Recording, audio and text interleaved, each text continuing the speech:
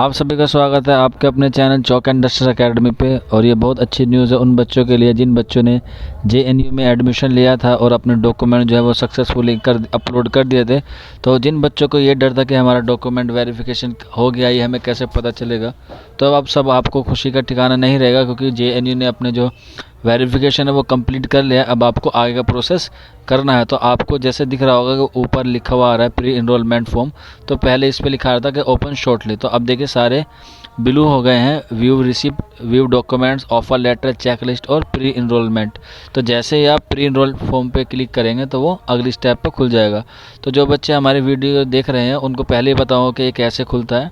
तो आपको पहले ऑफिशियल वेबसाइट पे जाना होता है, अपना आईडी पासवर्ड डालना होता है और उसके बाद आपको वही पासवर्ड एंटर करना होता है जो आपने एंट्रेंस के फॉर्म फिल करते वक्त जो फॉर्म में सिलेक्ट किया था। तो उसके बाद इस तरह से डैशबोर्ड खुल के आ जाता है आपका, और फिर आपको प्री इनरोलमेंट खुल जाएगा। यानी कि जैसे ही आप इस प्री इनरोलमेंट पे क्लिक करेंगे तो एक नई स्लाइड खुल के आ जाएगी जो एक नई तरह का क्या है, फॉर्म है। तो मैं आपको आज इस वीडियो में दिखाऊंगा कि वो फॉर्म किस तरह से है और किस तरह से आपको वो फिल करना है। तो वीडियो को शुरू करने से पहले उन बच्चों से रिक्वेस्ट है जो बच्चे हमारे चैनल पर नए हैं कि आप हमारे चैनल को सब्सक्राइब कर ले और बेल आइकन को प्रेस कर दे। इससे होगा कि कोई भी नया वीडियो लेकर आएंगे हम जेएनयू के रिगार्डिंग तो उसका नोटिफिकेशन आपको तुरंत मिल जाएगा। तो चलिए फिर बिना किसी देरी के आज का जो वीडियो है वो हम शुरू करते हैं।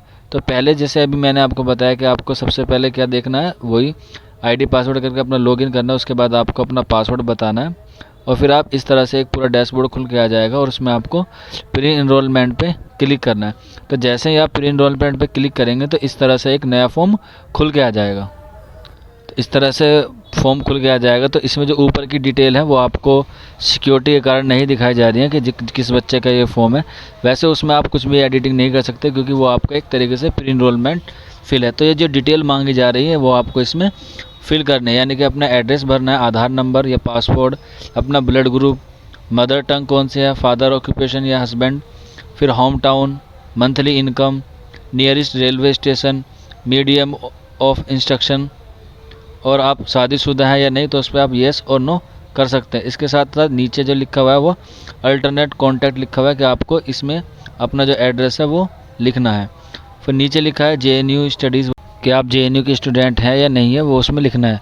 फिर लिखना है अदर डिटेल जो इसमें लिखी हुई है, माइग्रेशन फिर other university after uploading courses इसमें लिखना है, यानी कि जो आपने कोर्स किया हो कम्प्लीकेशन उसका जो कोर्सेज है वो आप इसमें माइग्रेशन लिख दें। फिर इसके बाद आपको इसमें क्या करना है, सबमिट कर देना है।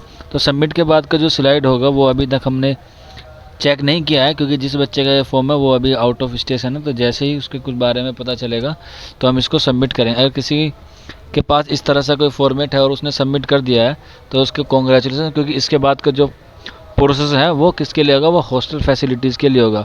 इसके लिए हमने आपको अलग से वीडियो प्रोवाइड कराएंगे क्योंकि इस वीडियो में हॉस्टल के बारे में बताना थोड़ा मुश्किल हो जाएगा क्योंकि ये वीडियो और लंबी हो जाएगी। तो इसके जो बाद का प्रोसेस है वो हॉस्टल फैसिलिटीज़ के लिए। तो मैं उन बच्चों को बता दूं जो बच्चे हॉस्टल में रिकमेंडेशन पे उसने यस किया होगा जब फॉर्म डैशबोर्ड पे आपका आया होगा, तो वो बच्चे तैयार रख लें क्योंकि डॉक्यूमेंट्स की भी सबमिट करने के बाद क्या होगी उसका ही प्रोसेस आने वाला है। तो जैसे ही आप सबमिट पे क्लिक करेंगे तो आपको हॉस्टल फैसिलिटीज़ के लिए क्या मांगा जाएगा, डॉक्यूमेंट्स मांगे जाएंगे और उसकी फ़ीस मांगी जाएगी। तो मैं आपको सबको बता दूं कि जेएनयू की जो फ़ीस है वो सबसे पहले आपको हॉस्टल अलॉट करेंगे, फिर उस हॉस्टल के हिसाब से आपको फ़ीस पे करनी होगी। तो लगभग सभी हॉस्टल, जैसे आप सबको मालूम होगा जेएनयू में लगभग 24 हॉस्टल हैं, फीमेल के अलग हैं और मेल के अलग हैं, यानी कि गर्ल्स के अलग और बॉयज़ के अलग, और जो स्टूडेंट शादीशुदा हैं उनके लिए अलग से फैसिलिटीज़ है। तो इन तीनों के ही अलग अलग रिक्वायरमेंट के हिसाब से पैसे होते हैं। तो लगभग तीनों का अगर एवरेज निकाला जाए तो 6 से 7 हज़ार रुपये आपको एक बार में सबमिट करने होते हैं, जिसमें से जो कुछ पैसे होते हैं वो आपको रिफंडेबल भी होते हैं। तो इस वीडियो में इतना ही है, हॉस्टल के लिए अलग से वीडियो प्रोवाइड करा देंगे। बने रहिए हमारे चैनल पर। शुक्रिया फॉर वॉचिंग दिस वीडियो।